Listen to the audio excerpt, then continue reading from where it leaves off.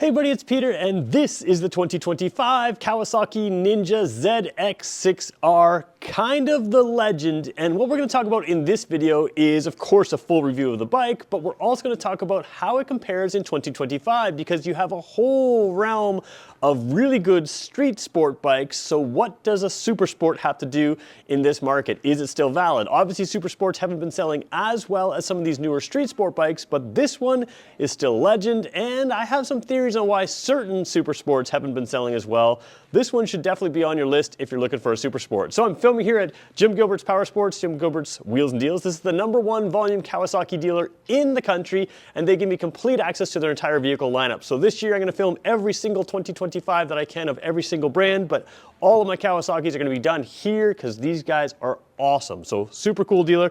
Give them a like, hit the subscribe button if any of that sounds good. And if you want to help my channel grow, best thing you can do for me is just watch this video to the end. And subscribe and like and comment, that helps too. But just watching the video to the end really helps me out. The more views this can get, the bigger I can grow, the more I can get you guys. So let's get going with this review. So let's put this bike in a class, and the SuperSport class for 2025 is interesting because you've seen, I've just done a couple videos on Suzuki's SuperSport lineup, and some of them have dated styling with non-LED headlights, some of them have dated dashes and that kind of thing, but at the heart of all the SuperSports is still 4-cylinder, 600-ish cc, this one's a 636 cc or 1000 cc, but this one's a 600 range, so 636 cc in this one. But at the heart of all of them, you have a great 4-cylinder engine that is very fast, very fun, very high revving, and really good on the track. Now they're still good on the street, but you probably need a little bit more of a skilled rider to get the most out of this on the street, which is why those street sport bikes are selling so well. So where does this sit today in 2025? Well, in Kawasaki's lineup, you're going to notice this has got a much updated dash, updated styling compared to some of the competition. You will also notice that this isn't the latest of Kawasaki's stuff, because if you're in this market, the Z900 should be on your list, because for 2025, the Z900 has connectivity to, for instance, the app, which is Rideology app. It even has voice commands. So this one connects to Rideology app as well. It does not have some of those voice commands. So we'll talk about some of those differences as we go. But this would be what I would call an up-to-date SuperSport bike. But there's a couple little tweaks that are not the latest and greatest in Kawasaki. And like I said, that Z900, although a different purpose than this, is going to give you similar horsepower and more torque. And it is something that is going to be fully up to date with the latest and greatest of Kawasaki's stuff. So in 2025, where does this sit? Amazing engine, amazing handling, great body position to get the most out of the bike as far as a sport bike goes, with very good technology with a couple caveats. So let's start looking at the front, working our way through.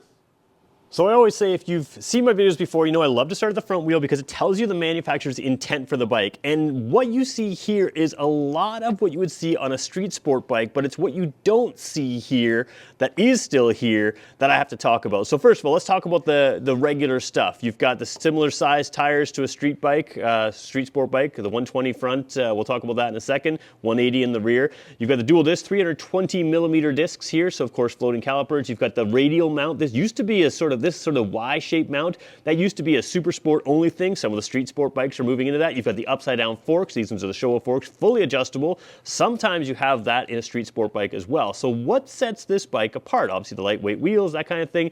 You've got the Pirelli Diablo Rosso 4 tires. So basically you've got much stickier tires, much more track capable tires that are going to take you right to the edge with full grip. And you even have like a brand name here on the edge of the tire, so when you're out on the track, you can wear out, instead of getting the chicken strips, you can wear out that name right there on the side. So again, a lot of people say, you know, can't have the chicken strips on the road. Well, if you're leaning this bike over full on the edge of the tire on the road, you're either driving too fast or you don't know how to corner very well. You're just trying to brag.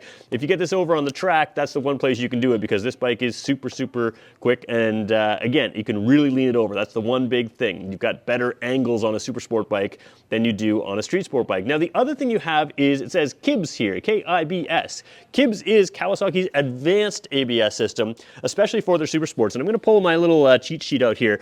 So it monitors a lot of things. Usually ABS just has a ring in here, and this does have a ring on the opposite side caliper, and it measures a lot of things. But this one also uses a computer to measure the speed.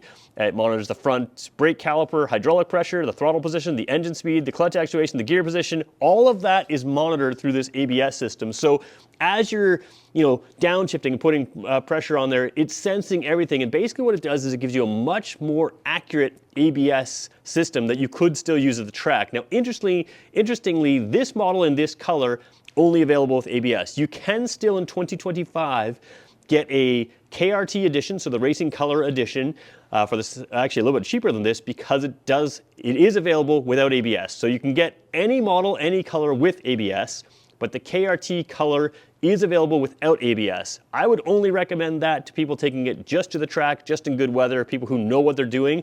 For the rest of us, keep the ABS, use it. And again, the ABS system is a very advanced system. So those are the couple things you don't see. A couple other things you don't see here, the aerodynamic bodywork. You've got the LED, I don't know if you can see the LED signal lights. Oh, they're a little out of shot there, but you can see the radiator. It's a curved radiator. So all the modern stuff you would see to get this thing to be aerodynamic and protect the rider when they're riding at high speeds, but also narrow in front. So curved radiator, all that stuff is typical stuff you see on a super sport bike. You don't usually see that on a street sport bike. So taking a look at the heart of this bike, this is where the action is on this bike. And again, this is where super sports live. They're 4-cylinder engines. Now, most 600cc super sports are just that, 599cc. This is a 636. It says right here on the back, you can't see that on the shot, but this is a 4-cylinder, slightly larger than 600cc. And what that does is it gives you a little bit more mid-range torque. A lot of the 600 series were known for very high horsepower, but not so much mid-range torque, and it wasn't as fun on the streets. So they repositioned the torque way back when they went to the 636 engine. So you've got all that high revving, high horsepower, super fun, what makes a super sport in the 4-cylinder, but you also have a little bit more mid-range torque to play with on the street. So you don't have to be, running right up to closer to the red line to get the torque. So basically the same thing here. You do have a quick shifter on this engine. It is up only still, which is another piece that, the ZX-4 below it, the ZX-10 above it has an up-down quick shifter. You have quick shifters on things like the Versys 1100. You have it on the Ninja 1100, which are sport touring and sport, two different types of sport tours. So it's interesting that they don't put it on here yet. That's where this one, falls slightly behind the latest and greatest technology. You're going to see that on the Z900 this year. So that's the all-new Z900. It's been redesigned as well with a lot of tweaks to that. So that's a bike worth considering. That Z900. It's worth considering if you want similar horsepower, a little different seating position, that kind of thing, a little bit more torque, and some of the latest technology. This is all about sporting performance, and you can see here, everything is very push down, push low, including your riding position. So let's show you the riding position on this bike, and we'll talk about why that is what it is.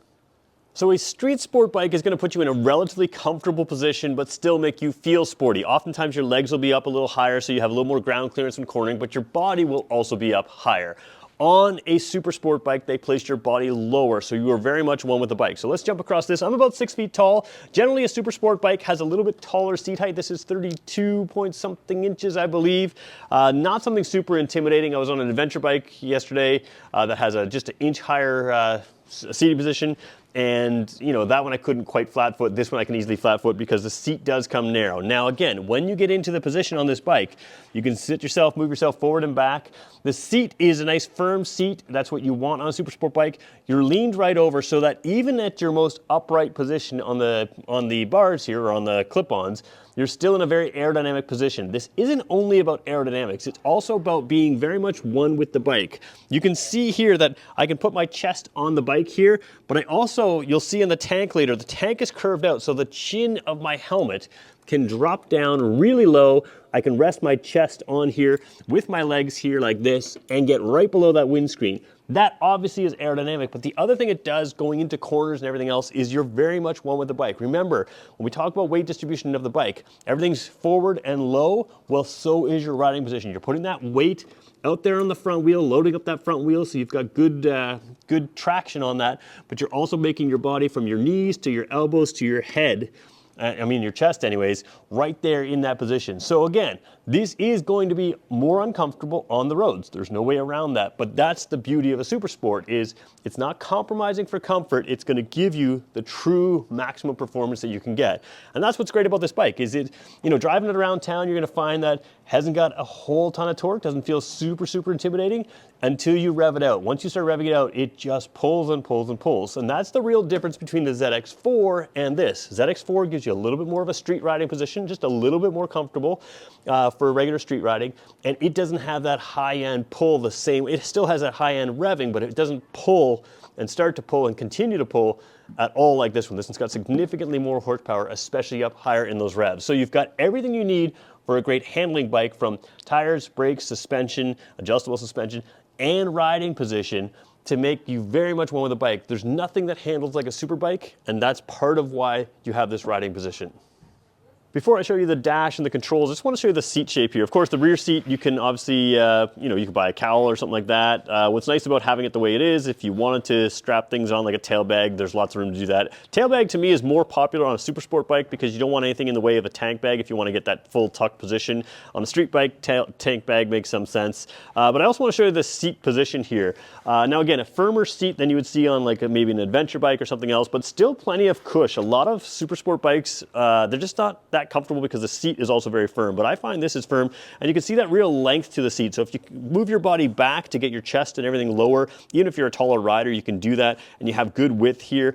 And then when you're standing over the bike, you can move a long ways forward, and you can see the actual top of the seat is quite narrow here coming down. So again, it's got to spread the tank and your legs spread around that 4-cylinder engine there. So there is a natural width just with the 4-cylinder engine, but you do have a practical seat here for a SuperSport. I will sort of say, maybe you can see it now, the little scoop in there, that's again where that helmet can tuck in, so you can really get low on this bike. And you know, it's just about the full SuperSport experience. All right, let's take a look at the dash and some of the controls. So there's a lot to show you here. Let me just zoom down first on the fork tubes here. Let's just sort of show you the top side. You've got your preload adjustment here on the left side, and if we can kind of keep things steady enough, I'll go right over to the right side there. You can see your rebound and compression adjustments over there. So you have the fully adjustable suspension, which is nice to have. Let's head back to the dash here. Now let's talk about the dash here. Like I said, this has got most of Kawasaki's modern stuff, but not everything. I gotta get the focus a little better. There we go. I was saying focus, but let's just hope it focuses well as we come to the screen. Some of these TFT displays, they really don't focus great on camera, and sometimes the colors can be a little off. Obviously, you can invert the colors on this, so you can make the white black, the black white, that kind of thing. I left it in the rider ride mode. We're going to switch through them in a second, but the rider ride mode shows you a couple nice functions in here. If we show you the select button, this is the custom ride mode, so there's a number of them we'll show you in just a second, but you can see it's set here to full power, so it's full, or you can set it to lower power. So if you want to have lower power, whether it's for rain or just getting used to things or just to have a little less frenetic bike, you can set that to a lower power setting. And then you can also set it to different levels of traction control. So that's that KTRC. So you can turn the traction control off if you want. Level 1, level 2, level 3. Each one higher number is more intervention. So you might want to go level 3 in the rain, something like that. So depending on what you want to do, you can set that up like that. Now to switch that rider mode, we'll see the rider at the top left by the neutral. It's going to go to rain there, which again gives you most traction control. I think it puts in low power as well. And then you have the default road mode, and then you have the default sport mode. It's all in the owner's manual there to tell you exactly how those settings are, but you can set a rider's setting to be different than these. Generally, the sport mode is going to be, I think, level 1 of traction control, and obviously full power. The road mode is full power and maybe level 2 of traction control. So you can customize that all up right there. Obviously your gear indicator up top there, the tachometer that runs across, typical Kawasaki stuff here. You got your odometer up here, you got an engine temperature there, permanent clock, and then just below that, right now it says battery at 12.6 volts. We're going to cycle through that. You have kilometers per liter. So this is your instant fuel efficiency, but you can also set that to liters per 100 kilometers, miles per gallon US, miles per gallon UK, all the different settings, and liters per 100 kilometers I think I said as well.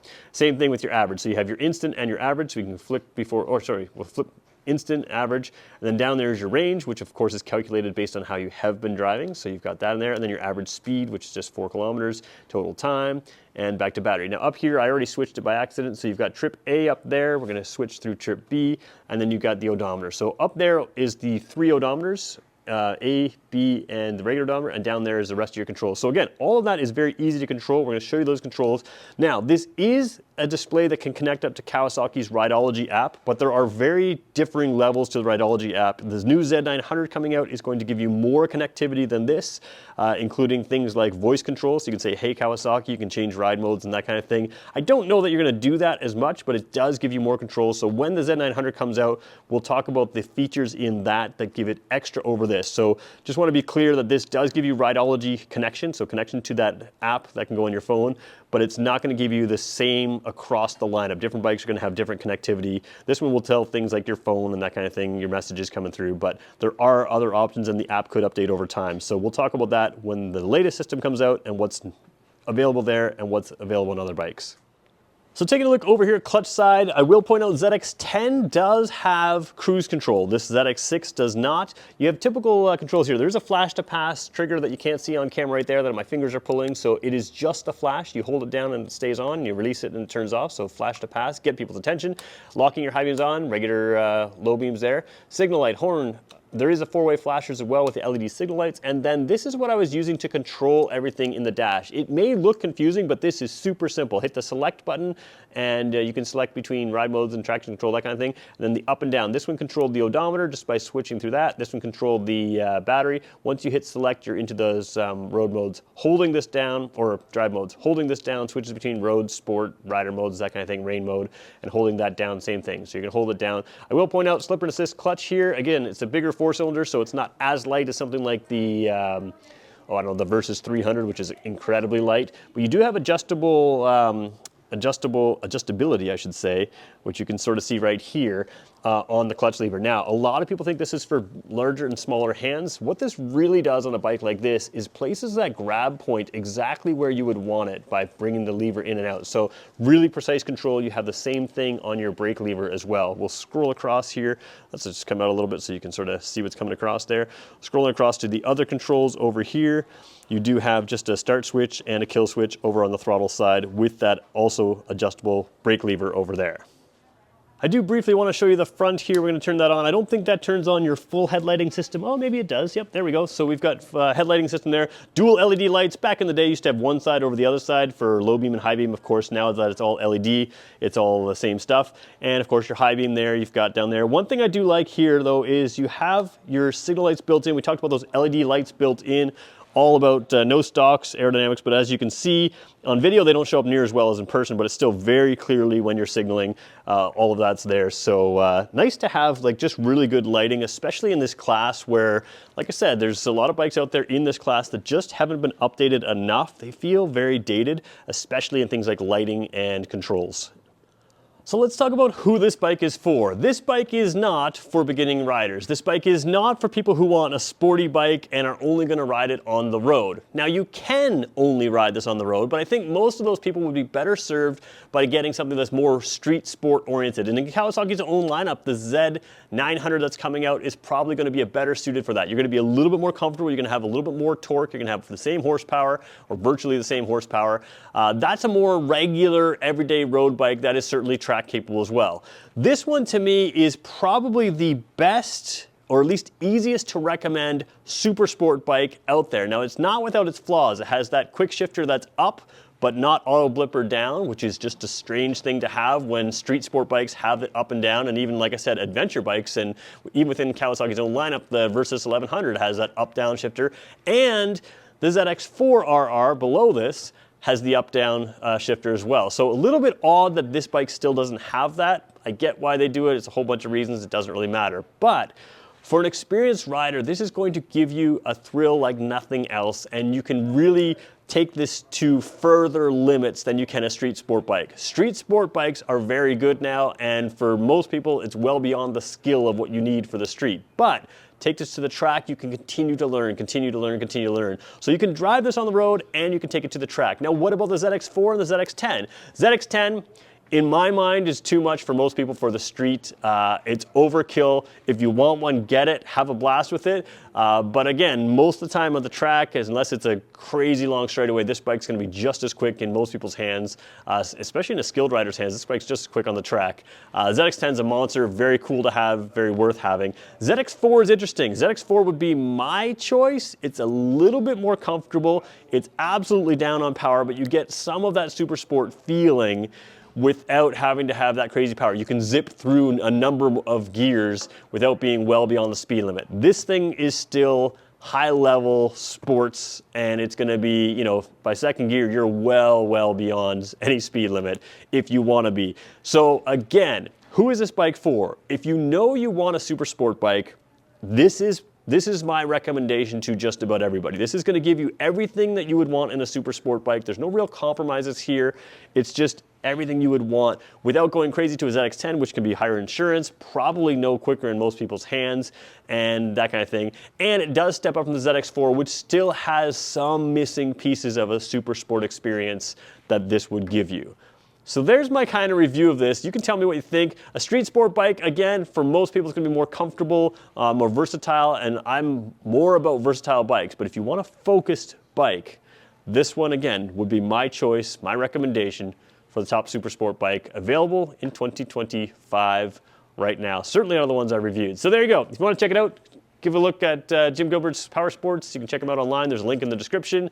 And yeah, they've got this one in stock now. I think they have a couple others out back ready to go in different color schemes. I didn't point out this color scheme. It's platinum. Oh, I'm going to put it on the screen now. Platinum white with the gray, oh, can't remember exactly, but it's a very cool color. It doesn't show great on camera here, but a number of us have said, wow, this is a really cool color. Just something that doesn't show up great on camera. It doesn't show up great until you see it in person. So, should point that out as well. Thanks everybody for watching. We'll talk to you in the next one.